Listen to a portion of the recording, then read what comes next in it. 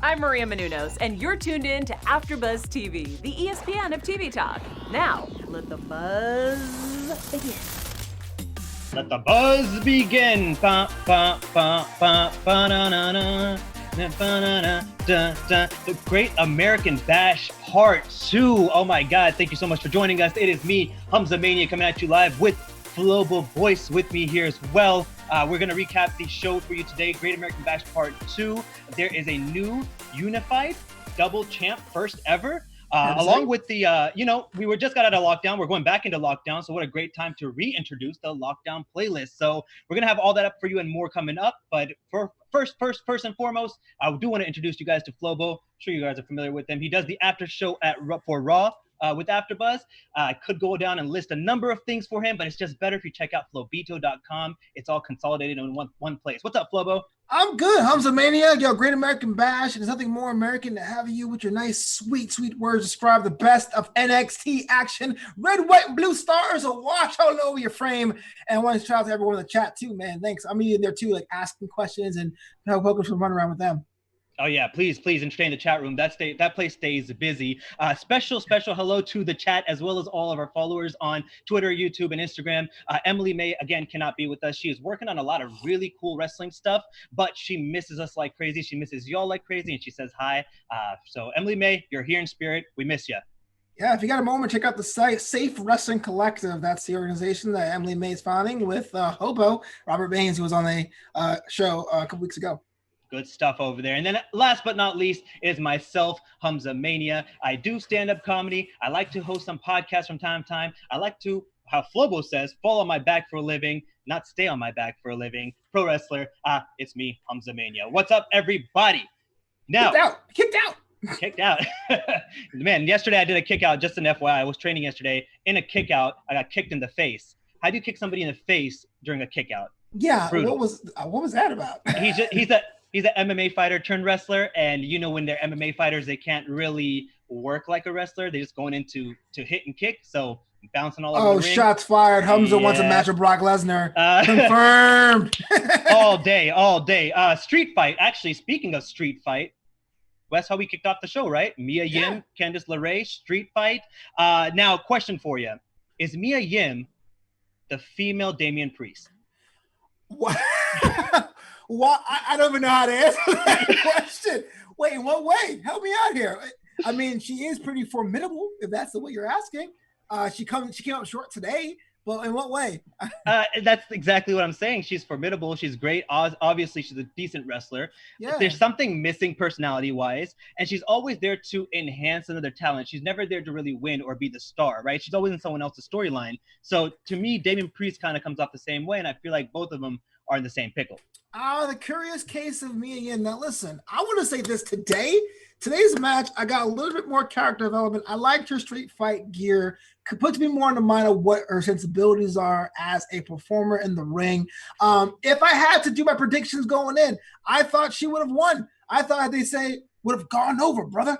But Candice LeRae does have that background in those MMA hardcore matches, which is kind of ironic because it doesn't really come across here in NXT. And you're right, Mia Yim always tends to be the bridesmaid. How many times can you do that till people start losing faith?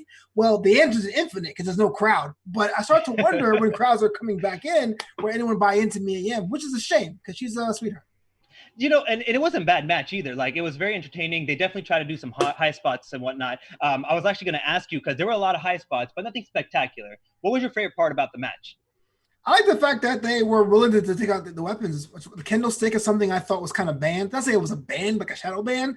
That was fine. The ending made sense on paper. I think it wasn't the crispest execution of that. But I mean, look, I can't do anything on top of a table, on top of a top rope. So credit to those women. But yeah, I like the fact that they didn't hold back.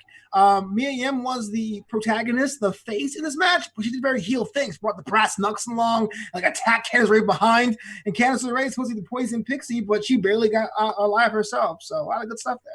Yeah, absolutely. And the ending was great. It hurt. The thing about the ending that kind of killed me, though, is typically finishers, when you fall into a bunch of tables, end up being like a huge type of move.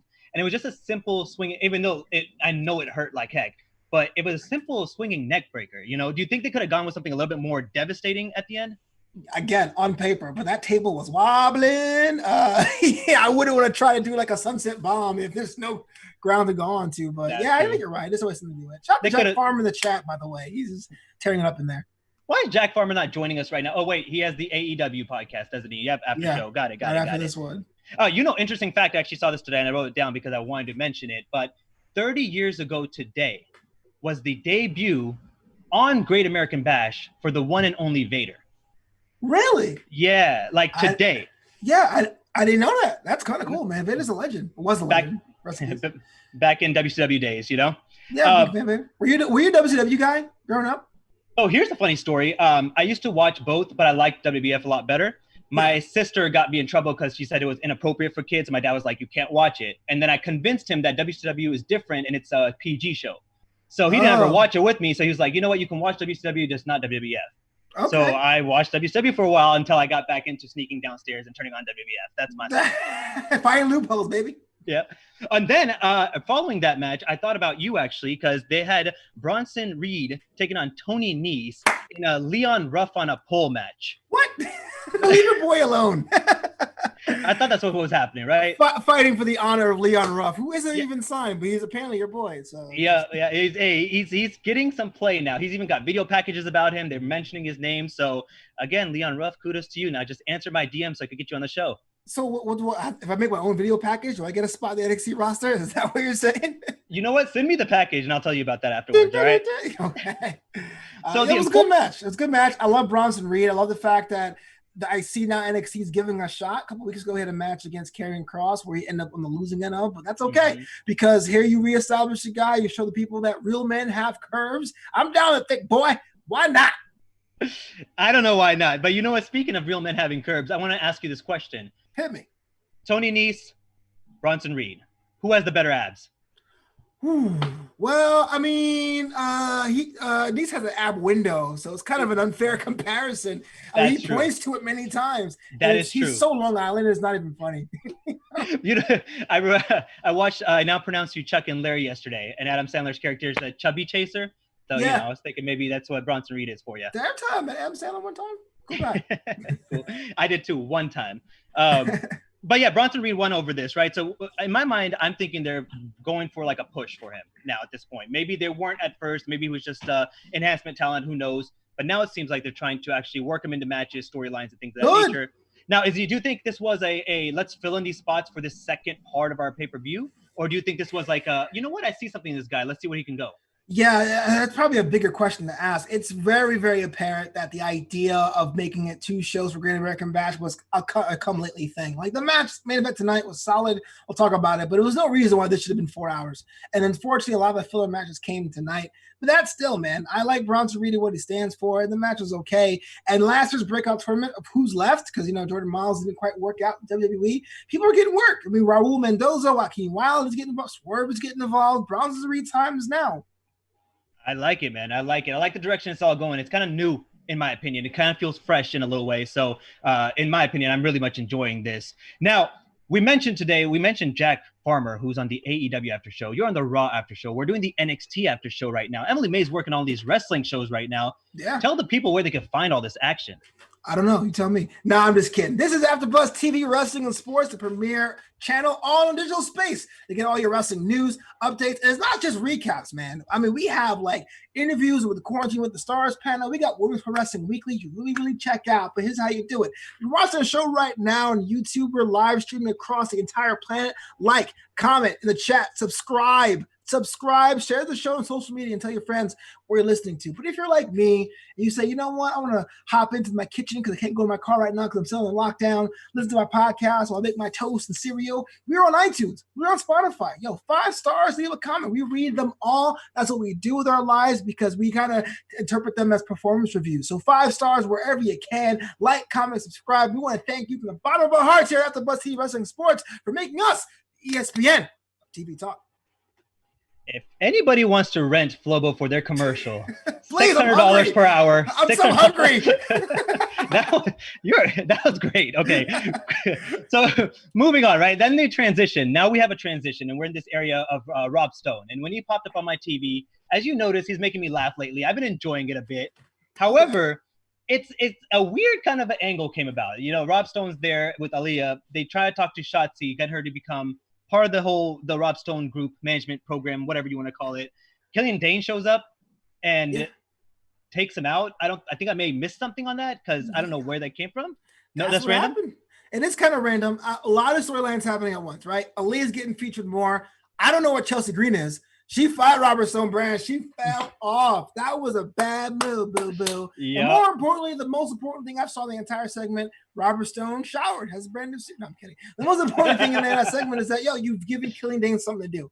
Another guy that's sizable, a guy they tried to mess with sanity, didn't quite work out, brought him back down to NXT. He's the guy who went back to NXT everyone forgets about. Everyone knows Tyler Breeze. Everyone knows Finn Balor. But it's like, oh, yeah, Killian Dane. Okay, cool. Yeah, remember that guy? Yeah, why not? Yeah, that guy was in the pay-per-view that one time. I mean, that Royal Rumble, bro. The Royal Rumble that one time. That one time. And Robert Stone's a perfect guy that can take a beating, right? And he's not a jobber, but he can totally take he can sell it. Why not? He's entertaining. And he's on one foot too, poor guy. He got run by a tank today. He said it was funny because his foot got run over by like a toy truck, and he's crying, "I'm dying." The dude's hilarious. The dude knows how to make anything entertaining, in my opinion. He's pretty funny. That's a pretty big toy. I'm just gonna say. You make it sound as a Hot Wheel. It wasn't like a Hot Wheel. It was like Gotcha. Whatever it is.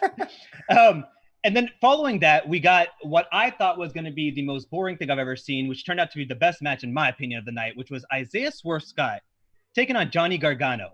Yeah, and I agree. If I could stand right now with that cutting out of the camera, I'd be standing ovation. That was so much fun for me to watch. Like the very beginning of it, the first 5 to 10 minutes was straight up mat wrestling, and they were both very good. There's a difference between the play wrestling people do versus people who actually know how to manipulate joints and grab different areas and hook and pull and all that stuff. And both Swerve and Gargano were putting on a great show, in my opinion. I just want to know what you thought about the actual mat wrestling itself. It's tough, man. It really is, because the mat wrestling is amazing. I think it's kind of the last bastion of like the last indie movement. A lot of reversals. Swerve was actually one of the more intelligent wrestlers in the ring, being able to anticipate movies lightning fast and quick. I kind of felt on paper going into the Great American Bash that Gargano was going to win his match against Swerve. I'm surprised it took Gargano that long because we hadn't seen Swerve. I thought it had been a pretty 1-2. I'm reestablishing myself as the dominant heel. But after tonight, I'm like, I want to see more Swerve. Like, Gargano, you take a break. You had a good run, take a break. I want to see more Swerve. What's going on with that? Right. And we can get to Gargano in a minute, but I do want to talk about Swerve for a second because he's another one of those we've spoken about for. Yep, I was waiting for you to do that. I even put my notes. He's going to do this thing. Kill shot. So why is he one of those people that I think is very talented? He's one of those guys that I would love to even learn from if I could. But he doesn't get any play. Like, even on social media, he gets like no play.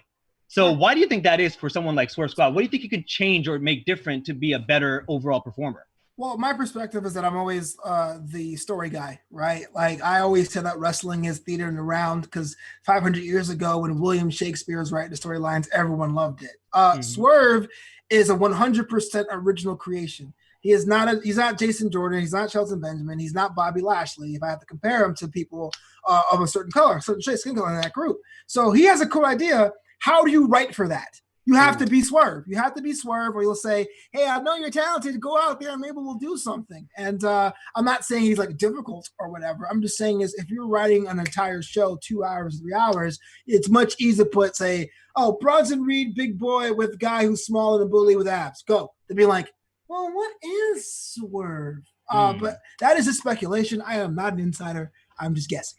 I kind of feel like you just read WWE to filth right there. No, wait. Wow, you just blew my mind. That was actually a great explanation of it because that's what I feel like is missing because a lot of the African-American wrestlers kind of come off the same as they come one over the other. They try to make themselves different. They always get pigeonholed in the same thing. Keep smiling, real big, whatever. And Swerve is very different, very unique. A lot like Leo was, in my opinion. Leo Rush, you know? Yeah, the man of the hour. Man of the hour. Now, moving on to Gargano, though. So I think Gargano was supposed to come off looking like this big, tough guy who's going to go through and... I'm sorry. So, yeah, that's my take on it. So he's fighting guys who, no offense to Swerve, but according to the NXT, is lower on the scale, right? As far as talent is concerned, card-wise and everything like that. So is it really a victory that he beat somebody that is like Swerve? And that's what ticked me off. All right, so you can't use Keith Lee because he has a title match that night. And so randomly, Swerve was backstage. You should have won that match pretty quickly and handily because you're that bad of a guy.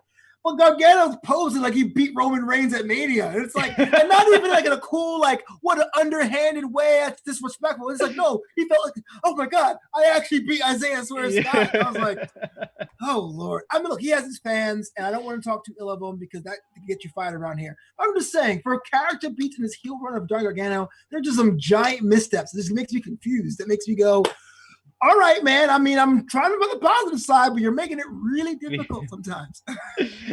To end that on a positive note, his wrestling was really spot on tonight. So, oh yeah, he's good job for you. you. Yeah, the ring is fine. Please don't get fired. Then, okay, now this part confused me a little bit because it featured my girl, Io Shirai, getting her little promo packages coming up now, being all cool, badass. Oh, Io's your girl? Yeah, I love Io. Genius of the Sky. But she's underwater for a promo. Explain. I mean, if you're in the sky, you need to recharge, right? So you go home. I have no idea. Somebody thought it was cool. Why not? Like, I thought you were gonna go do the Avatar Airbender style of she's a sky bender and then a water bender. Right. And Russell's too. I mean, dang. Yeah. I was gonna call her the Globetrotter of the water. Oh, I got it. Genius of the Sky, right? Io Shirai, yeah. Globetrotter of the water. Do you think she wins next week or what? Of course. I'm behind her. I feel like WB is behind her. I feel like she's on her way up now. And she got the rubber stamp of approval from Asuka, in my opinion, when she came back and helped her out last week. So got a little bit of a rub. I don't see why not. She has all the makings, in my opinion, to be a star. And I think that if they continue to work with her and continue to just give her a little bit of freedom, but also put her in the right direction without putting her underwater, I think she's going to go over really well. Okay, fair enough. A water for water match. A waterboarding match. There you go. Oh man, the horror show at the horror show. So how do you your eye versus eye match? You're gonna do a waterboarding match. Jeez. How do you feel about the match next week for Io Shirai against Tegan Knox? Who do you got?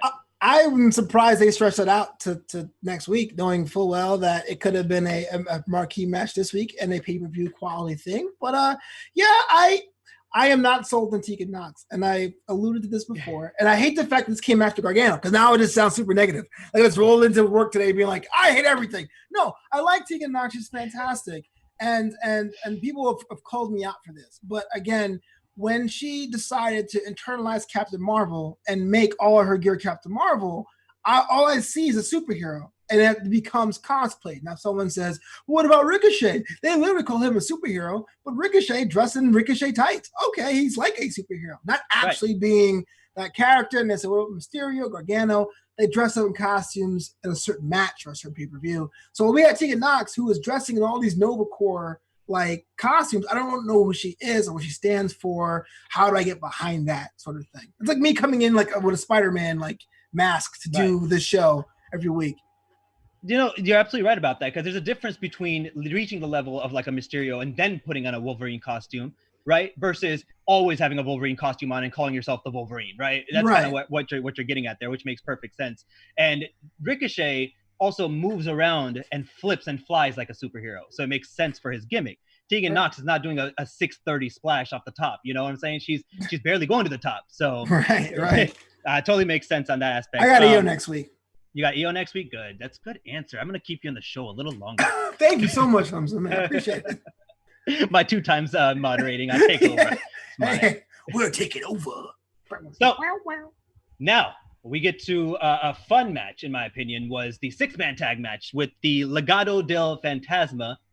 I wrote it down so I could be like you and remember everyone's name, versus Maverick and Breezango. And before we even get into the match, tell me about the entrance. Tell me what you thought about the entrance for Breezango as, in my opinion, what was it? Conquistadors? The Conquistador styling to come out? That cracked me up. What do you think? The best part of the match. And I love the entrances. I love Breezango saying, look, it's a Great American Bash 1. We're doing like this luchador showdown, American Southwest, the battleground. I totally get it. And even though they're there to have fun or they have a serious match, they're still there to have fun too. So I was all about that. And Legado looks like a legit force. I still don't know what they're about yet, but they look visually super tan and mean. You know? Super tan and mean is what gets you through the doors in WWE. Right. So that was the crazy thing about the entrance to me was I think they had the little shadow outline of these people. And the entrance, I thought it was like a video package at first. And then I realized what was going on. Now it was kind of surprised me. And I was like, oh, that's pretty awesome. I like the whole setup. Everything was kind of creative. Right. Yeah, I wonder whose idea that was. Probably them. Probably Tyler Breeze.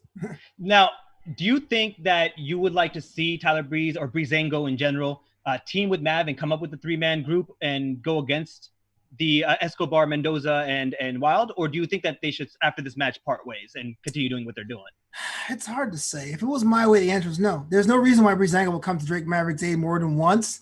I feel that's kind of weird. But two, like, you're establishing this evil trio, and we need someone who's their size, that someone else knows more that can root for them. Doesn't give many people many options, especially now we don't know how many tag teams are on the table. So yeah, Breezango's in the perfect spot, and you're probably going to see more of those kind of matches, rematches and stipulation matches.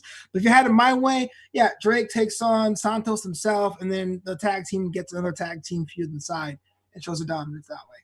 Got it. Makes sense. Now, my least favorite part about this match, however, was the entirety of Drake Maverick trying to act tough in the ring, all standing 4'3", and trying to call out Escobar over and over again. Whoa, and 4'3", dude! Dang. 4'4". My bad. 4'4". I love Drake. Don't get me wrong. You know I'm a Drake fan, but that threw me off a bit. Like he was acting real tough in the ring, right? He was like, "Come on, I want you, Escobar," and I guess he's trying to tease that one-on-one for the cruiserweight championship or whatever it is you want to call it. But he got dropped on his neck, man. I mean, come on. He got dropped on his neck.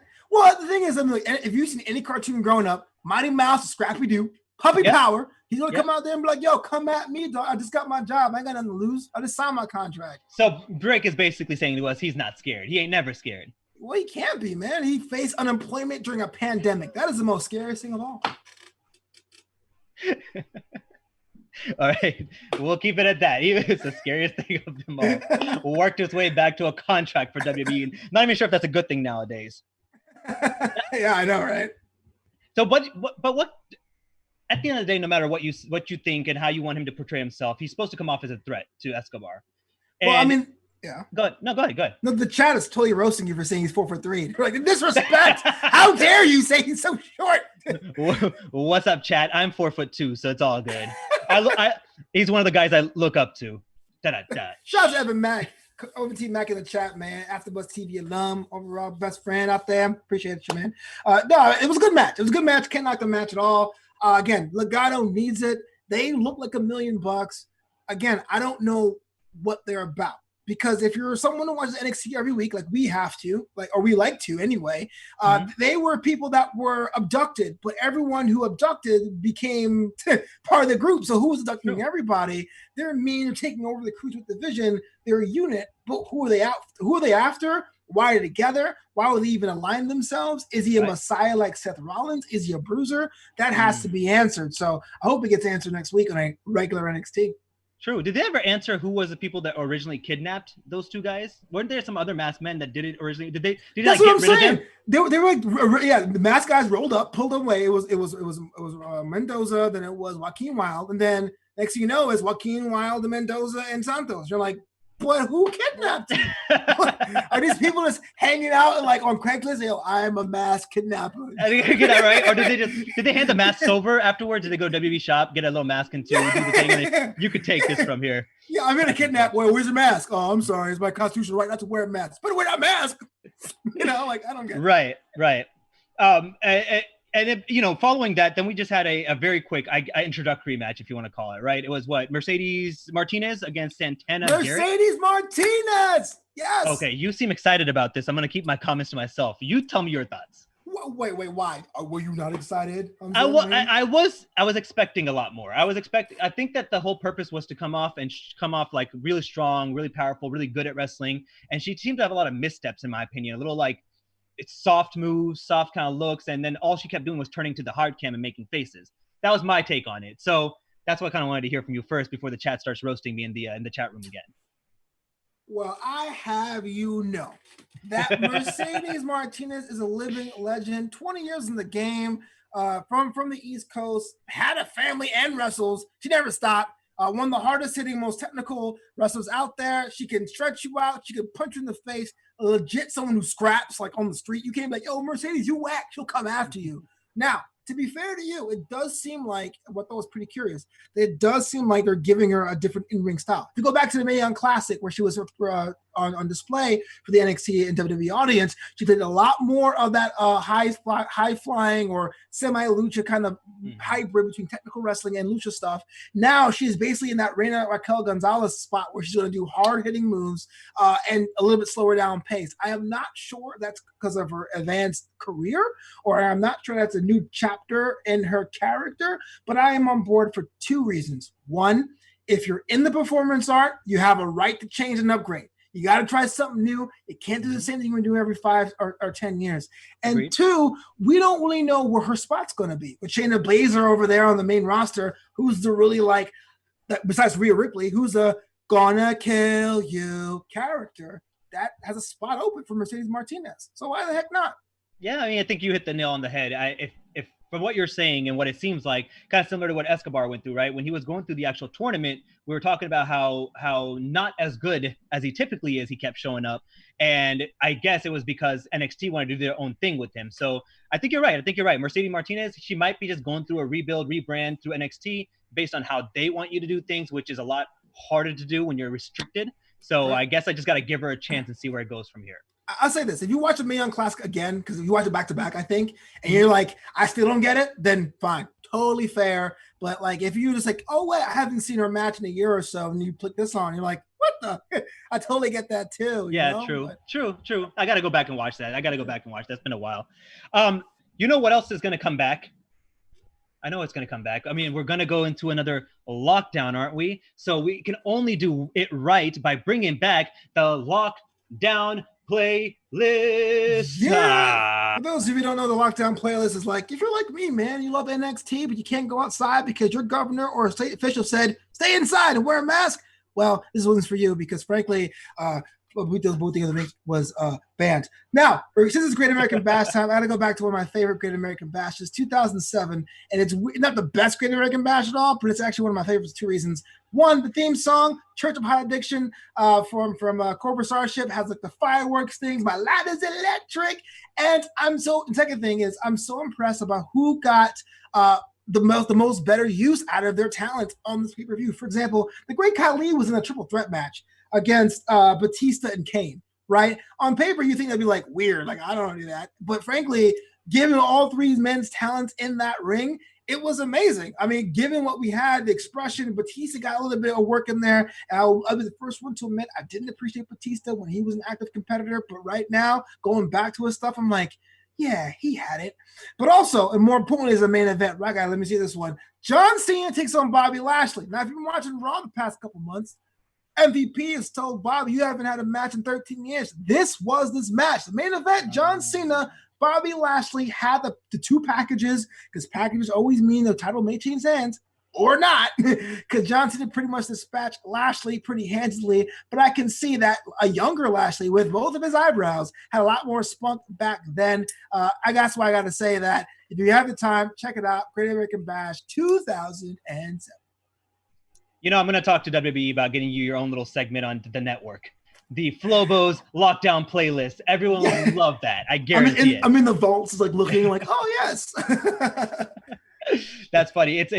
I can see them bringing you on, getting your list, and firing you and renaming it to like Drake Maverick's, under 5 foot list. Oh man, he's gonna come after you, bro. Like, you better stop. I'm like, yo, Drake, he's over there. I better not talk too much, but I feel like I could take him. Drake Maverick, if you're listening out there, what you gonna do, brother, when Humza Mania runs wild on you? You are challenging Drake Maverick to a match? Yeah, I heard. I mean, if he watches this, I'm sure he does. But you're challenged, man. All right, y'all in the chat, clip this out and tag Drake Maverick, and make sure you know where Humza lives, because you're gonna come over there and stretch him out. But next week I'll show up with a black eye. Okay. Then we went to the main event. Before I do that one time, I just want to say thank you so much in the chat. Shout out to Barry Mack, Heidi Mack, Teresa Mack, all the Max of Winterfell, everything tournament every Tuesday on Twitch and YouTube. Nice. Okay. I like that. I didn't even know where I was. Oh, yes. We're basking in his glory. The main event, the North American champion, Keith Lee, takes on the NXT champion, Adam Cole Bebe, in a unification match. At least I think it's a unification match for both titles. And Keith Lee comes out on top. Who predicted that? I don't know. I didn't see that anyone predicting that. Although I did see a bunch of like veterans and current superstars, majority of which went for Adam Cole. But there was someone who said Keith Lee was going to take both. I don't know who it was. Is that what's that? Oh, are you pointing to yourself? Sorry. Sometimes for those of you listening to the audio version of this podcast, I'm just putting himself with both fingers. I was right. I mean, so now, before we even get into the match, there was a bunch of video packages from all these Hall of Famers, Mick Foley and Mark Henry to be the ones that I really picked up on. Mark Henry went for Keith Lee. Mick Foley went for Adam Cole. But then Shawn Michaels came around. He went for Adam Cole as well. Drew McIntyre, Adam Cole. Do you think that they were all saying Adam Cole to throw us off, or did they all legit think Adam Cole was going to take this? Because I didn't see it that way. I do think it's a bit of, if you're doing that kind of package to really hype it up, you need someone on both sides. I'm not sure what they believed in, but you can't be like, oh, it's now Keith Lee's time, because if he does win, it kind of cheapens it. And if he doesn't win, it's like, womp, womp. Yeah. So it's cool to see who's on one side or the other side. Unfortunately, it's a tactic that's used a bit too much often in wrestling in general, because AEW does this too. Mm-hmm. But as a fan, I was like, all right, let's get to the match. Right. AEW is nothing but ex-WWE wrestlers that just came together, right? Like a bunch of ex-girlfriends getting together and bashing somebody. So. Dude, you were shooting on everybody tonight. Drake Maverick, Jack Farmer. Like, what's going on, Humza? If I don't get a contract next week, after I busted my behind for 3.5 weeks. 3.5 weeks. But what'd you think about the overall match? It was, and in my opinion, it was a little bit more slow paced. I expected a little bit more wow moves, but overall it was still pretty solid though it was. What'd you think of the match itself? Well, I thought the match was okay. I thought it was solid. I kind of wish they got 30 minutes or 40 minutes for that match. But it was like a 15-minute deal, and there's no more overrun. So we kind of like, oh, I guess it's going to wrap this up. But it told the story we all thought it was going to be. We thought it was going to be the last shot. It was going to be the Panama Sunrise. We thought it was going to be the Spirit Bomb or the Big Fake Catastrophe. Like, we all knew that was going to happen in play there. It was kind of like slow and then super fast, truncated, but it was pretty solid. I would love to see a pure rematch and a takeover, uninterrupted. I think that's where both of them can really, really shine. But for a pay-per-view TV hybrid special event, hit all the markers. Yeah, it's like the fourth Avengers movie, right? It's like you expect everything to be there. It's all there. It did what it had to do. It was cool. Can't really knock it, but it was fun overall. What do you see now? Adam Cole is the longest reigning NXT champion, right? Or was as of today. Maybe one of the best. Where does he go from here? Because I think he's hit the ceiling when it comes to NXT. I don't think he can do anything else. But what do you think he does from here? Unfortunately, Adam Cole hit the ceiling when he won the belt, and that was the problem. If you want my grizzled old veteran take, right? The problem with the Undisputed Era and Adam Cole is that they have talent for days. Roderick Strong gets laughed at, but he was a hard striker. Kyle O'Reilly and Bobby Fish are fantastic together. Adam Cole was a mastermind. He can talk, and he had that wheezily Ric Flair type of cowardly heel that somehow still won. When they won the title, Adam Cole was protected by this group that were no longer the Savages. They were just like the Four Horsemen. They kind of showed up like, yeah, we're awesome. Okay, great. Bye. And so for months you had to like feed him guys and feed him promos. And thankfully the situation with Saudi Arabia happened in the fall because Adam Cole got a chance to defend that title on 3 different brands. He got hot again. People were like, oh my gosh, Adam Cole's a workhorse. Oh my gosh, Adam Cole's putting in work. He was always putting in work. People stopped caring about him. So now you have this. There was no other opponents for him. So as much as where does he go? I mean, he was at his ceiling. Now without the title, he has 2 choices. He can either go out to the main roster, Raw, SmackDown, or he can go back down the card and hang out with Ciampa and Gargano and high five them with Finn Balor at catering. If I am an investor, if I was a shadow booker, I'm totally sending Cole to Raw, SmackDown for sure. Yeah, I can only imagine though. Adam Cole would want to, as any wrestler would, try to go to the top if he can. I just hope the main roster doesn't treat him so badly like they did Finn Balor, and Ciampa doesn't even want to go to the main roster because he knows he's gonna be treated badly there. So he's on borrowed time too, like career-wise. He's an old guy. Yeah. Oh yeah, for sure. But I mean, and I can see Ciampa having a good backstage role after all is said and done. But not enough about him. Adam Cole, man, I'm really excited to see where it goes from here because I really can't think of what's next. So whatever's next is gonna have to be new and kind of exciting. Otherwise, he's gonna just kind of fall to the wayside, right?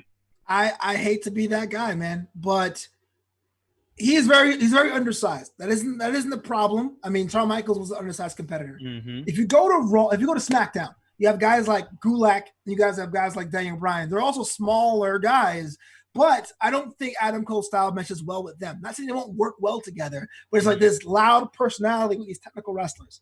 So I would say character-wise, put them in Raw. But Raw is like the Landed Giants. You have guys like Kevin Owens doing nothing. You got Seth Rollins in a long feud. Like it's going to be hard for him to find his space.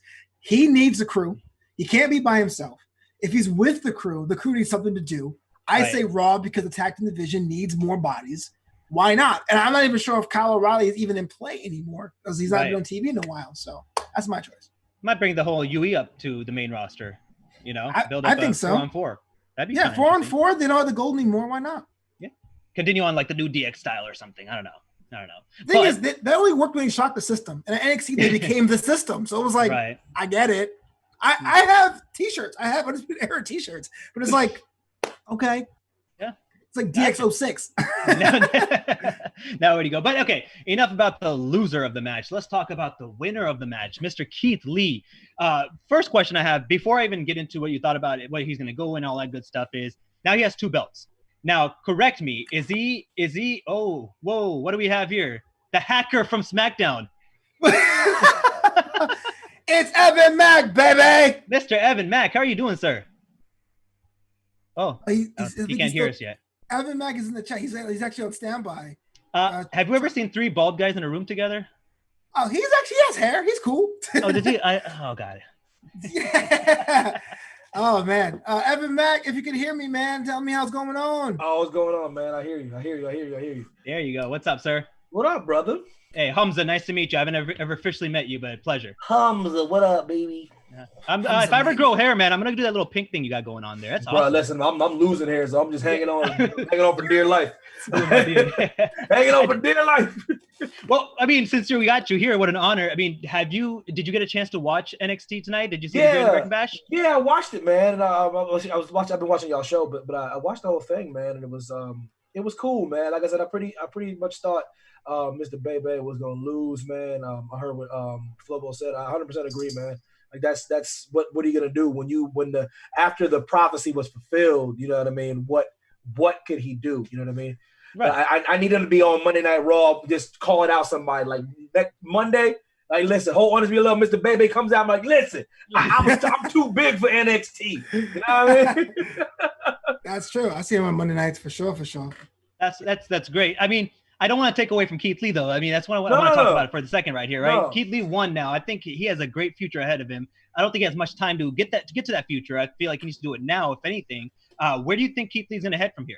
That's a good question, man. I was thinking about it. I mean, Phil was kind of talking about it earlier, and I was thinking you can see they had Cross waiting in the wings. I don't know if that means that he's going to go right for the North America title or straight to the big title. The way they're booking him, you would think that he's going for like the NXT like championship, right? Over here flipping and throwing. He over here tapping out Tommaso Ciampa, or he's putting him to sleep. But like, you know what I mean? It's one of those things where it's like, I think he's gonna have a run. He's gonna have a good run. And the one thing about this quarantine that's going on to me that could be a good thing is you don't have to about crowd noise and people swaying how things go. You see what I'm saying? Like when Daniel Bryan got that push, he wouldn't have got that push in the quarantine.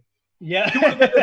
They wouldn't have gave a damn. They're gonna do the plan. Batista was gonna win the Rumble. Batista's gonna win. Yada yada yada. But because of the fans and the way they react, there's no crowd noise reaction. So this is the perfect time to experiment. That's why you get the Boneyard match. That's why you get these different types of cinematic matches. So I think this is the time for Keith Lee to have a good run. Why not, man? Why not have a run all the way up until Mania? I don't know. But he's dropping one of those belts, though, right? Yeah. So that's what I'm asking you. Sorry to cut you off there, Humza. Do you think he's going to have both of them, or is it going to be like a Becky 2-belt situation where he has to defend both the same night? That was my question. But how long can he keep both, man? Oh God, man. I don't know. You keep. I don't know, man. Listen, I like Mr. Bebe, man. Listen, I'm not a big fan of the 2-belt situation on anybody, even Mr. Bebe. True. You know what I mean? I like multiple belts. I like belts spread out amongst everyone because everybody on the roster can go for something and everyone can eat. You know what I mean? That's like, listen, it might look good and good for that guy that has it or that gal who has it, but it's always dope to see multiple belts spread out because not everyone's a main eventer. Not everyone's a main. It's that mid card. There's that undercard. That's that. I love that European title back in the day, man. You know what I mean? Thank you. Yeah. That's my favorite division. Because it's one of the best, man. Because you can have other guys have something to fight for. Even the hardcore title has something for people to fight for. You know what I mean? So I hope not too long. Long. I mean, either way, I feel like it's going to be exciting. And shout out to the European Championship because when I was younger, we went to the store. My mom was like, "Pick a belt out since you love wrestling," and I got the European belt because Matt Hardy had his first singles title, and that was what it was. Matt Hardy, like, D'Lo Brown, man, the best man to ever to hold that belt was D'Lo Brown. The real deal. I'm talking about my experience. I'm just saying, man. All right. Speaking on his experience, he's speaking on his. You ruined his childhood. I'm sorry, Humza. I turned heel. My whole life, I've waited to tell this story, and this is what you did to me. I'm like, man. But hey, check it out. So we're coming close to the end of our show, and before I even take off, Evan Mack, we don't get many chances to have you here. I want to know if there's anything else you want to say to the people since we got you here. Is there anything on your mind that you want to share? How you been doing through a quarantine? All that good stuff. Oh, man, I appreciate you, man. Shout out to the chat, man. Monge is in the chat. I see Haywood in the chat. Who else is in the chat? Dylan Matthews, Ozzy in the chat. Yeah, appreciate everybody that watches this, man. You guys are doing a great job. Quarantine is interesting, man. I'm trying to come to California, man. I'm trying to run amok. I'm trying to run amok in California, and y'all Californians keep acting a fool, not social distancing, not masking up. I'm trying to get there and get cut loose. I need them to open up stuff, man. Everything's all closed off. Y'all mask up. That's what I had to say, Humza. Y'all wear masks, social distance, so Evan can come out to LA and run amok.